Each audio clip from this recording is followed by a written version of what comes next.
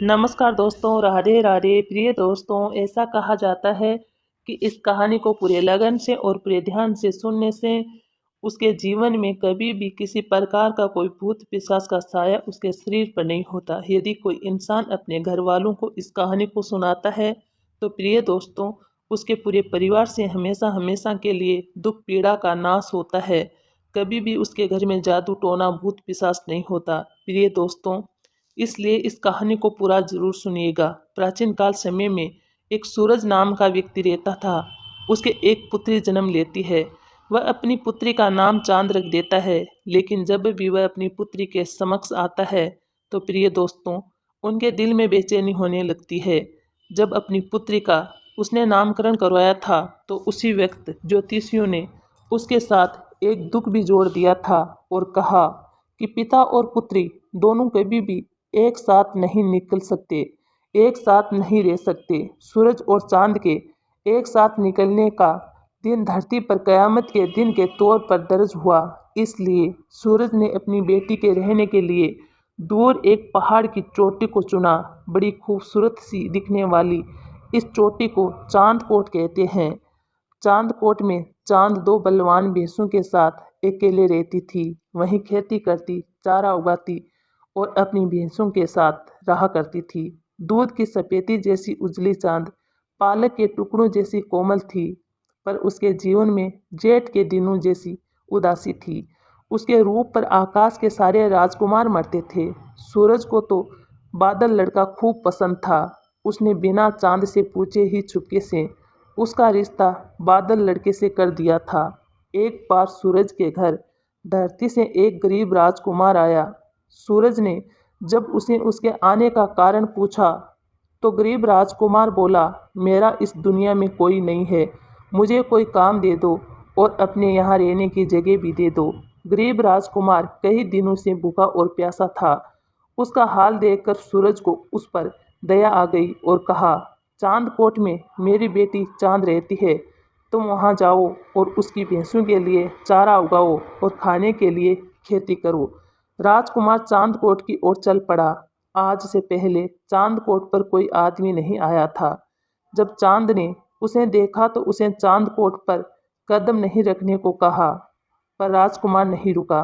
राजकुमार को चांद के पास आते देख चांद की दोनों भैंसों ने राजकुमार पर हमला करने में देर नहीं की।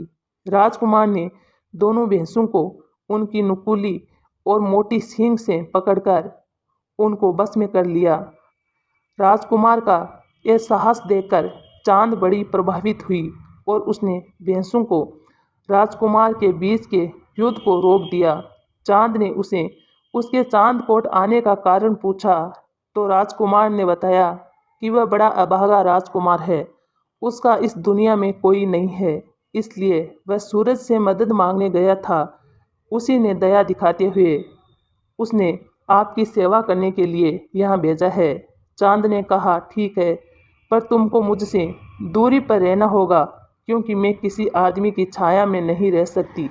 चांद ने कहा। धरती से आए राजकुमार ने उसकी बात पर हाँ कर दी, अपने और काम में जुट गया।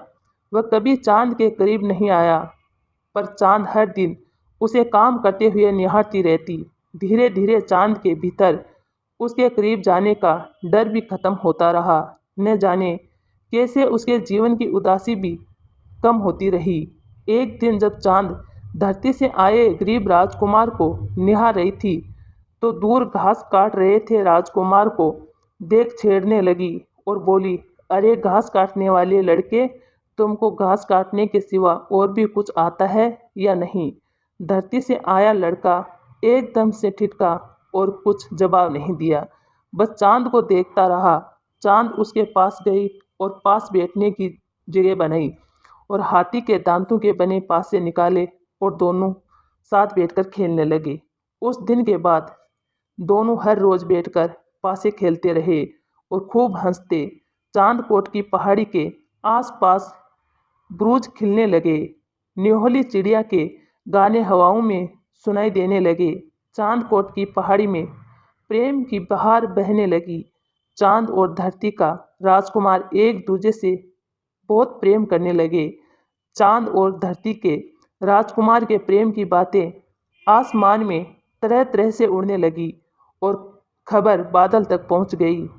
बादल सीधा सूरज के पास पहुंचा और चांद की शिकायत करते हुए सूरज को उसका वादा याद दिलाने लगा। सूरज को जब चांद और धरती के राजकुमार के बारे में पता चला तो उसे खूब क्रोध आया। उसने उसी दिन चांद और बादल का विवाह करने की ठानी। जब सूरज ने चांद को अपना फैसला सुनाया तो वह खूब रोई। मतवाला बादल तो चांद को कभी पसंद ही नहीं था, पर सूरज ने उसकी एक नहीं सुनी। बादल बारात लेकर चांदकोट की पहाड़ी पर आया और चांद और बादल के विवाह का मौका आया। सूरज ने बादल की खूब आवभगत की और बादल के साथ 7 रंगों के वचन लेने को चांद को बुलाने लोगों को भेजा। चांद कहीं नहीं मिली। लोगों ने उसे सब जगह ढूंढा, पर वह नहीं मिली।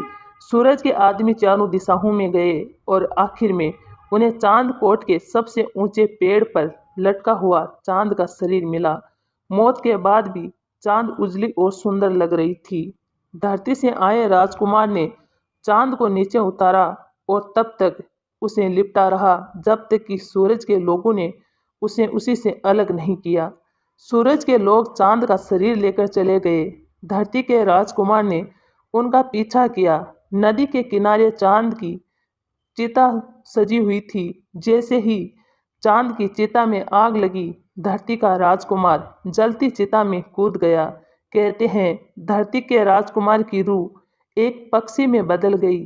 दुनिया उसे चकोर नाम से जानती है, जो आज भी अपनी चांद को ढूंढता फिरता है। तो दोस्तों, ये थी हमारी कहानी। कैसी लगी? आपको अच्छी लगी है तो चैनल को सब्सक्राइब करें, वीडियो को लाइक करें और अपने दोस्तों के साथ शेयर ज़रूर करें।